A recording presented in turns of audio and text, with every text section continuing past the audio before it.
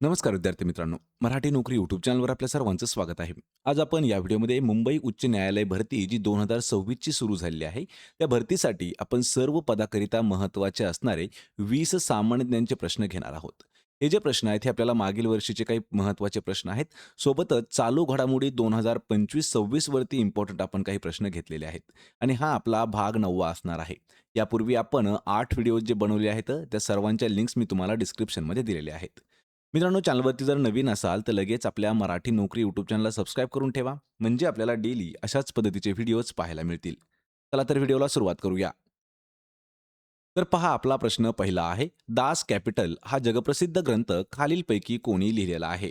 मित्रांनो, प्रश्नाचं उत्तर येत असेल तर 3 ते 5 सेकंदामध्ये प्रत्येक प्रश्नाचं उत्तर आपण कमेंट करून देत राहा, म्हणजे आपलं रिव्हिजन देखील याच व्हिडिओमध्ये होऊन जाईल. तर आपल्याला या ठिकाणी काय एक ग्रंथ विचारलेला आहे, त्याचं नाव आहे पहा, दास कॅपिटल. तर या ग्रंथाचे लेखक कोण आहेत? आणि या प्रश्नाचं योग्य उत्तर असणार आहे ऑप्शन क्रमांक 4, तर कार्ल मार्क्स हे जे आहेत यांचा ग्रंथ आहे पहा, दास कॅपिटल. पर्याय क्रमांक 4 आपलं या प्रश्नाचं योग्य उत्तर आहे. यानंतरचा प्रश्न आहे पहा, कोसला या प्रसिद्ध कादंबरीचे लेखक खालीलपैकी कोण आहेत? आत्तापर्यंत आपल्याला टी-सी-एस आणि आय-बी-पी-एस पॅटर्न जो आहे यामध्ये हा प्रश्न जवळपास 6 वेळापेक्षा जास्त विचारण्यात आलेला आहे. तर कोसला ही जी प्रसिद्ध कादंबरी आहे, या कोसल्याचे लेखक कोण आहेत? या प्रश्नाचं योग्य उत्तर होईल पर्याय क्रमांक 2, तर भालचंद्र नेमाडे यांची प्रसिद्ध कादंबरी आहे पहा, तिचं नाव आहे कोसला. यावरती आपल्याला खूप वेळा प्रश्न विचारण्यात सुद्धा आलेले आहेत. पर्याय क्रमांक 2 आपलं उत्तर असेल. यानंतरचा प्रश्न आहे पहा, संगणकासारख्या इलेक्ट्रॉनिक उपकरणांमध्ये आय-सी म्हणजे डॅश वापरतात. म्हणजे आपल्याला या ठिकाणी आय-सी याचा फुल फॉर्म विचारलेला आहे. लक्षात ठेवा मित्रांनो, हा जो प्रश्न आहे हा सुद्धा प्रश्न आपल्याला टी-सी-एस पॅटर्नमध्ये खूप वेळा विचारण्यात आलेला आहे. आणि हे जे आय-सी आहे, आय-सी म्हणजे काय असतं, तर इंटिग्रेटेड सर्किट असतं. म्हणजेच ऑप्शन क्रमांक 2 आपलं या प्रश्नाचं योग्य उत्तर होणार आहे. यानंतरचा प्रश्न आहे, घटनेच्या कोणत्या तरतुदीनुसार सर्वोच्च न्यायालयाने दिलेले निर्णय हे देशातील सर्व न्यायालयांवर बंधनकारक असतात? आत्तापर्यंत प्रश्न हा 4 वेळापेक्षा जास्त विचारण्यात आलेला आहे आणि जी एल-एल-बी सी-ई-टी असते त्यामध्ये सुद्धा या प्रश्नाचा उल्लेख आपल्याला 2 वेळा करण्यात आलेला होता. घटनेचा अशी कोणती तरतूद आहे की त्यानुसार सर्वोच्च न्यायालयाने दिलेले जेवढे काही असे निर्णय आहेत, तर ते निर्णय देशातील सर्व न्यायालयांवरती बंधनकारक असतात? तर या प्रश्नाचं योग्य उत्तर असणार आहे ऑप्शन क्रमांक 1, तर अनुच्छेद 141 यानुसार सर्वोच्च न्यायालयाने दिलेले जे काही निर्णय असतात, तर हे निर्णय सर्व कोर्टांवरती बंधनकारक ठरतात. ऑप्शन क्रमांक 1 आपलं या प्रश्नाचं उत्तर आहे. त्यानंतरचा प्रश्न आहे, 23व्या भारतीय कायदा आयोगाच्या अध्यक्षपदी कोणाची नियुक्ती करण्यात आलेली आहे? करंट अफेअर्स 2025-26 वरचा इम्पॉर्टंट हा प्रश्न आहे. आणि या प्रश्नाचं योग्य उत्तर असणार आहे पहा, न्यायमूर्ती दिनेश माहेश्वरी. लक्षात ठेवा, पर्याय क्रमांक 3 आपलं या प्रश्नाचं योग्य उत्तर होणार आहे. कारण दिनेश माहेश्वरी यांची 23व्या भारतीय कायदा आयोगाच्या अध्यक्षपदावरती नियुक्ती करण्यात आली आहे. ऑप्शन 3 उत्तर असेल. यानंतरचा प्रश्न आहे पहा, रक्तदाब मोजण्यासाठी वापरल्या जाणाऱ्या उपकरणाचे नाव काय आहे? महत्त्वाचा प्रश्न आहे. ज्यावेळेस आपल्याला ताप येतो, तर ताप आल्याच्या नंतर आपल्याला थर्मामीटरने मोजलं जातं पहा, की ताप किती आहे. पण या ठिकाणी काय विचारलं आपल्याला, रक्तदाब म्हणजे काय? तर ब्लड प्रेशर मोजण्यासाठी जे यंत्र वापरलं जातं, जे उपकरण वापरलं जातं, त्याला काय म्हटलं जातं? तर त्याला म्हटलं जातं स्फिग्मोमॅनोमीटर. पर्याय क्रमांक 2 आपलं या प्रश्नाचं योग्य उत्तर असणार आहे. थर्मामीटर जे आहे, तर हे ताप मोजण्यासाठी वापरलं जातं. लक्षात ठेवा, म्हणजेच तापमान मोजण्यासाठी थर्मामीटरचा वापर केला जातो. स्टेथोस्कोपचा वापर कशासाठी केला जातो, की जे हर्ट्सबीट आहेत, हृदयाचे ठोके जे आहेत, तर ते मोजण्यासाठी केला जातो स्टेथोस्कोपचा वापर. ऑप्शन क्रमांक या ठिकाणी 2 असणार आहे. यानंतरचा प्रश्न आहे, शिवसागर धरण हे खालीलपैकी कोणत्या नदीवर बांधण्यात आलेले आहे?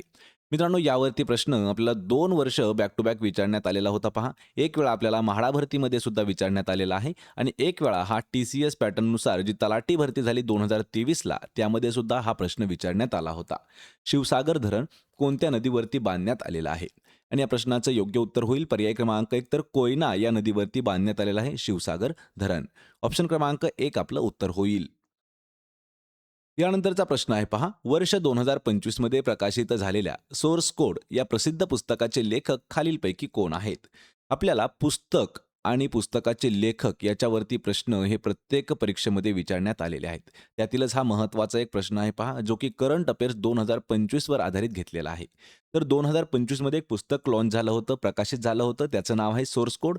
तर या पुस्तकाचे लेखक जे आहेत, तर ते आहेत ऑप्शन क्रमांक 2 तर बिल गेट्स हे त्याचे लेखक आहेत. ऑप्शन क्रमांक 2 आपलं या प्रश्नाचं उत्तर होईल. आणि बिल गेट्स जे आहेत, तर हे मायक्रोसॉफ्ट या कंपनीशी संबंधित येतात. मायक्रोसॉफ्ट कंपनीशी संबंधित. स्टीव्ह जॉब जे आहेत, तर हे Apple या कंपनीशी संबंधित येतात.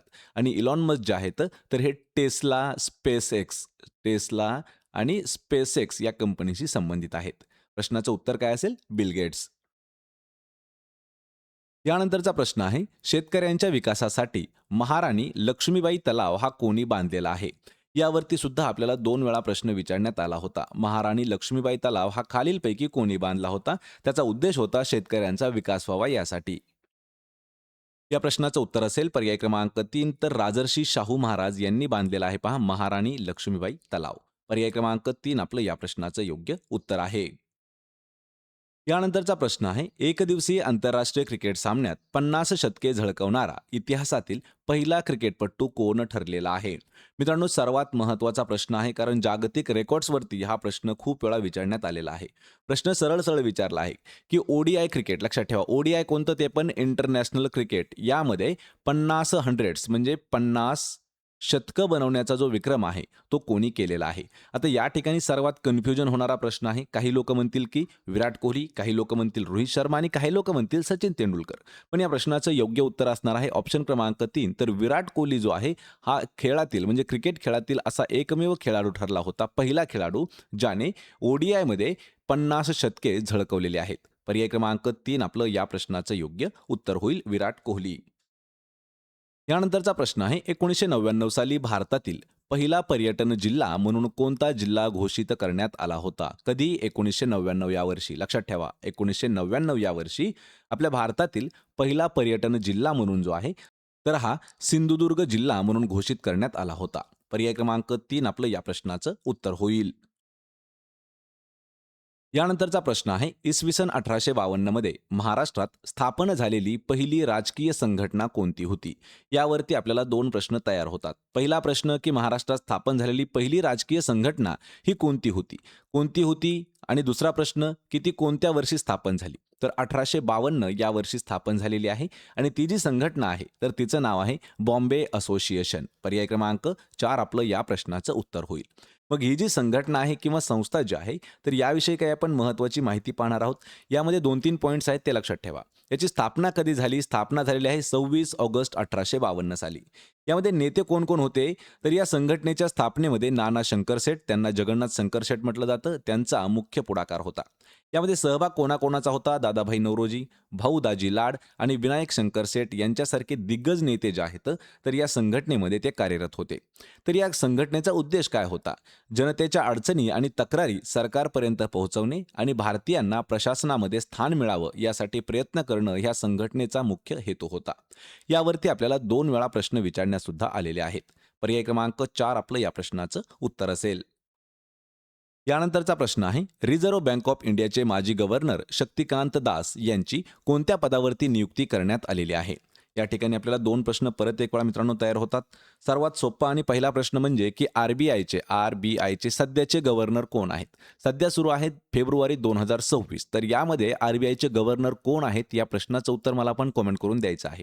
या ठिकाणी प्रश्न विचारलाय की आर-बी-आयचे जे माजी गव्हर्नर होते शक्तिकांत दास, तर सध्या त्यांना कोणत्या पदावरती नियुक्त करण्यात आलेलं आहे? तर त्यांना प्रधान सचिव दुसरा या पदावरती नियुक्त करण्यात आला आहे. ऑप्शन क्रमांक 2 आपलं या प्रश्नाचं उत्तर होईल. यानंतरचा प्रश्न आहे, पर्यावरण विषयक पहिली जागतिक परिषद केव्हा स्टॉकहोम म्हणजेच स्वीडन या ठिकाणी आयोजित करण्यात आली होती? यावरती आपल्याला 3 प्रश्न विचारण्यात आले होते. तर पहिला प्रश्न असा विचारला होता, की पर्यावरण विषयक पहिली जागतिक परिषद ही कोणत्या ठिकाणी पार पडण्यात आली होती? तर ती पाडली होती पहा स्वीडन या देशामध्ये. आपल्याला ठिकाण जर विचारलं तर स्टॉकहोम हे जे आहे, तर या ठिकाणी ती पार पडली होती. दुसरा प्रश्न विचारला जातो, की ती कोणत्या वर्षी पार पडली होती? लक्षात ठेवायचे 1972 या वर्षी पडली होती. पण आपल्याला ऑप्शनमध्ये 2 ऑप्शन 1972 चे दिलेले आहेत. तर आपल्याला एक्झॅक्ट डेट जर माहीत असणं गरजेचं आहे. 5 जून 1972 म्हणजेच पर्याय क्रमांक 1 आपलं या प्रश्नाचं योग्य उत्तर होणार आहे. 5 जून 1972 ला पर्यावरण विषयक पहिली जागतिक परिषद जी आहे, ही स्वीडन देशातील स्टॉकहोम या ठिकाणी आयोजित करण्यात आली होती. तर यामध्ये काही आपण महत्त्वाचे पॉइंट्स पाहणार आहोत पहा. त्याचं अधिकृत नाव काय आहे? तर या परिषदेला United nation conference of the on the human environment असं नाव देण्यात आलं होतं. याचं घोषवाक्य काय होतं? तर या परिषदेचं मुख्य घोषवाक्य होतं, केवळ एकच पृथ्वी, ओन्ली वन अर्थ हे त्याचं घोषवाक्य होतं. याचा परिणाम काय होता? तर याच परिषदेत झालेल्या निर्णयानुसार 5 जून हा जो दिवस आहे, हा जागतिक पर्यावरण दिन म्हणून साजरा केला जाऊ लागला. म्हणजे या ठिकाणी आपल्याला अजून एक प्रश्न तयार झाला, की जागतिक पर्यावरण दिन हा कधी साजरा केला जातो? तर 5 जून हा दिवस जो आहे, हा जागतिक पर्यावरण दिन म्हणून साजरा केला जातो. पण कधीपासून तो साजरा करण्यात आला? तर 1972 या वर्षापासून तो साजरा करण्यात येऊ लागला. आणि ही जी संस्था आहे, तर या परिषदेचा एक महत्त्वाचा परिणाम म्हणजे संयुक्त राष्ट्र पर्यावरण कार्यक्रम जे आहे, UNEP याची स्थापना देखील याच परिषदेमध्ये झाली होती. तर या परिषदेमध्ये एकूण 114 देशांनी सहभाग घेतला होता आणि भारताचं प्रतिनिधित्व जे आहे, हे तत्कालीन प्रधानमंत्री जे होते पंतप्रधान इंदिरा गांधी यांनी केलेलं होतं. मित्रांनो, हे जे महत्त्वाचे पॉइंट्स आहेत ते नोट करून घेणं गरजेचं आहे किंवा आपल्याला ही पी-डी-एफ जशाच तशी जर मिळवायची असेल तर आपल्या टेलिग्रामवरती ही पी-डी-एफ आपण दिलेली आहे. यानंतरचा प्रश्न आहे, ग्रामपंचायतीच्या निवडणुकीनंतर भरणाऱ्या पहिली सभा म्हणजे कोणती? तर सरपंच निवडला नसेल तर ग्रामसभेचा अध्यक्ष कोण असतो? यावरती आपल्याला 2 आणि उलटे-सुलटे प्रश्न विचारण्यात आलेले आहेत. तर या प्रश्नाचं उत्तर आहे पहा ऑप्शन क्रमांक 4 तर तहसीलदार जो आहे, तर हा ग्रामपंचायतीच्या ग्रामपंचायतीच्या निवडणुकीनंतर भरणारी जी पहिली सभा असते, त्या ग्रामसभेचा अध्यक्ष असतो तहसीलदार. पण तहसीलदार कधी असतो? ज्यावेळी सरपंच निवडला गेलेला नसेल. आणि जर सरपंच निवडलेला असेल, तर सरपंच त्या ग्रामसभेचा अध्यक्ष असतो. पण या ठिकाणी आपण कंसामध्ये दिलेलं आहे, की सरपंच निवडला नसेल तर ग्रामसभेचा अध्यक्ष असतो तहसीलदार आणि सरपंच जर निवडला असेल, तर तो सरपंच ग्रामसभेचा अध्यक्ष असतो. पर्याय क्रमांक 4 आपलं या प्रश्नाचं उत्तर होईल. यानंतरचा प्रश्न आहे, प्रसिद्ध पर्यावरणवादी सुंदरलाल बहुगुणा हे कोणत्या आंदोलनाशी संबंधित होते? यांच्यावरती आपल्याला 3 वेळा प्रश्न विचारण्यात आलेला आहे. वनरक्षक भरती 2019 मध्ये हा प्रश्न 2 वेळा जशास तसा विचारण्यात आला होता. तर या प्रश्नाचं योग्य उत्तर असणार आहे पहा ऑप्शन क्रमांक 2 तर चिपको आंदोलनाशी संबंधित होते पहा सुंदरलाल बहुगुणा. पर्याय 2 आपलं उत्तर होईल. यानंतरचा प्रश्न आहे, कोणत्या शहरात अलकनंदा व भागीरथी नद्या एकत्र येऊन गंगा नदीमध्ये रूपांतरित होतात? यावरती सुद्धा 2 प्रश्न विचारण्यात आलेले आहेत. कोणत्या 2 नद्या एकत्र येतात? तर अलकनंदा आणि भागीरथी या 2 नद्या एकत्र येतात. ते ठिकाण कोणतं आहे? आणि त्या ठिकाणाहून या 2 नद्यांचं एकत्रीकरण गंगा नदीमध्ये रूपांतरित होतं. तर या प्रश्नाचं योग्य उत्तर असणार आहे ऑप्शन क्रमांक 1 तर देवप्रयाग या ठिकाणी अलकनंदा, भागीरथी नदी मिक्स होतात म्हणजे एकत्र येतात आणि गंगा नदीमध्ये त्या रूपांतरित होतात. तर पहा याच्यावरती काही महत्त्वाचे पॉइंट्स आहेत. अलकनंदा आणि भागीरथी या 2 नद्यांचा संगम जो आहे तो देवप्रयाग या शहरामध्ये होतो आणि येथूनच पुढे या संयुक्त प्रवाहाला गंगा नदी म्हणून ओळखलं जातं. या संगमाबद्दलची अजून काही आपण माहिती पाहूया. यामध्ये पहा स्थान कोणतं आहे याचं? देवप्रयाग हे ठिकाण भारतातील उत्तराखंड राज्यातील टिहरी गढवाल या जिल्ह्यामध्ये स्थित आहे. आणि पंचप्रयाग हे जे आहे हे उत्तराखंडमधील पंचप्रयागापैकी म्हणजे 5 पवित्र संगम जे आहेत, देवप्रयाग हे त्याचं शेवटचं आणि अत्यंत महत्त्वाचं स्थान मानलं जातं. या नद्यांचं स्वरूप पहा, देवप्रयागमध्ये अलकनंदा नदीला शांत आणि भागीरथी नदीला वेगवान किंवा खळखळणारी नदी या नावानं ओळखलं जातं. यानंतरचा प्रश्न आहे, महाराष्ट्रातील पहिले वन्यजीव अभयारण्य 1958 मध्ये कोणत्या जिल्ह्यात स्थापन करण्यात आले होते? वनरक्षक भरतीमध्ये प्रश्न विचारण्यात आला होता आणि या ठिकाणी आपल्याला 2 प्रश्नाचं उत्तर एकाच ठिकाणी मिळून जाईल. तर महाराष्ट्रातील पहिलं वन्यजीव अभयारण्य हे कोणत्या वर्षी स्थापन करण्यात आलं? तर ते करण्यात आलं 1958 या साली. ते कोणत्या जिल्ह्यामध्ये स्थापन करण्यात आलं? तर तो जिल्हा आहे ऑप्शन क्रमांक 4 तर कोल्हापूर या जिल्ह्यामध्ये स्थापन करण्यात आलं. या ठिकाणी तुमच्यासाठी मित्रांनो तिसरा प्रश्न विचारतो, की महाराष्ट्रातील पहिलं वन्यजीव अभयारण्य हे कोणत्या नावानं ओळखलं जातं? तर या ठिकाणी प्रश्नाचं उत्तर काय आहे आपल्या? कोल्हापूर हे उत्तर आहे. पण कोणत्या नावानं ओळखलं जातं या प्रश्नाचं उत्तर मला आपण कमेंट करून द्यायचं आहे. यानंतरचा प्रश्न आहे, रोबोटिक्स शिक्षण 10वीच्या विद्यार्थ्यांसाठी अनिवार्य करणारे देशातील पहिले राज्य कोणते ठरले आहे? मित्रांनो, करंट अफेअर्स 2025 वरचा इम्पॉर्टंट असणारा हा प्रश्न आहे. देशातील असं कोणतं पहिलं राज्य ठरलं की ज्या राज्याने रोबोटिक्स शिक्षण हे 10वीच्या विद्यार्थ्यांसाठी कंपल्सरी केलेलं आहे? आणि या प्रश्नाचं योग्य उत्तर आहे पर्याय क्रमांक 2, तर केरळ राज्य सरकारने रोबोटिक्स शिक्षण जे आहे हे इयत्ता 10वीच्या वर्गासाठी किंवा 10वीच्या विद्यार्थ्यांसाठी कंपल्सरी करणारं देशातील पहिलं राज्य ठरलं आहे केरळ. ऑप्शन क्रमांक 2 आपलं उत्तर होईल. यानंतरचा प्रश्न आहे पहा, खालीलपैकी कोणत्या सीमेस मॅकमोहन रेषा म्हणून ओळखले जाते? मॅकमोहन लाईन म्हणून कोणत्या सीमेला ओळखलं जातं? आणि या प्रश्नाचं उत्तर असणार आहे, भारत व चीन यांच्या दरम्यान जी लाईन आहे, बॉर्डर आहे, तिला मॅकमोहन लाईन या नावानं ओळखलं जातं. याच्यावरती काही आपण महत्त्वाचे पॉईंटसुद्धा पाहूया. तर सर्वात पहिल्यांदा पाहूया, भारत आणि चीन जी मॅकमोहन लाईन आहे किंवा मॅकमोहन रेषा आहे, ही रेषा भारताच्या ईशान्येकडील अरुणाचल प्रदेश राज्याला चीनपासून तिबेट हे वेगळं करतं आणि 1914च्या शिमला कराराद्वारे ही सीमा निश्चित करण्यात आली होती. दुसरी जी आहे, भारत आणि पाकिस्तान यांच्यामधली बॉर्डर ही रॅडक्लिफ लाईन या नावानं ओळखली जाते.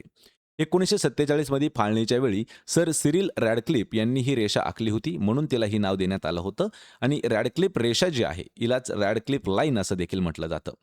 तर भारत आणि म्यानमारमध्ये आहे तिसरी एक बॉर्डर, ती पहा. भारत आणि म्यानमार यांच्यात प्रामुख्याने एक नैसर्गिक बॉर्डर आहे. पतकोई पर्वतरांगा, नागा टेकड्या आणि मिझो टेकड्या या दोन्ही देशांना एकमेकांपासून वेगळं करतात. या सीमेला विशिष्ट प्रकारे कोणतंही नाव देण्यात आलेलं नाही, पण ती इंडो बर्मा या नावानं देखील ओळखली जाते. तर मित्रांनो, हे होते महत्त्वाचे 20 प्रश्न. आपल्याला या 20 पैकी किती प्रश्नाची उत्तर देता आली हे मला कमेंट करून नक्की सांगा. व्हिडिओ कसा वाटला हे मला नक्की सांगा आणि व्हिडिओ जर आवडला तर व्हिडिओला लाईक करा, मित्रांमध्ये व्हिडिओ शेअर करा आणि आपल्या मराठी नोकरी यूट्यूब चॅनलला सबस्क्राईब करून ठेवा. प्रत्येक व्हिडिओची PDF अगदी आपल्याला फ्रीमध्ये प्रोव्हाइड करत आहोत. त्यासाठी आपलं टेलिग्राम चॅनल आहे मराठी नोकरी, त्याला जाऊन सुद्धा जॉईन करा. त्याचीही लिंक मी तुम्हाला डिस्क्रिप्शनमध्ये दिलेली आहे. आपण भेटूया पुढच्या एका अशाच नवीन व्हिडिओमध्ये. तोपर्यंत जय हिंद, जय महाराष्ट्र.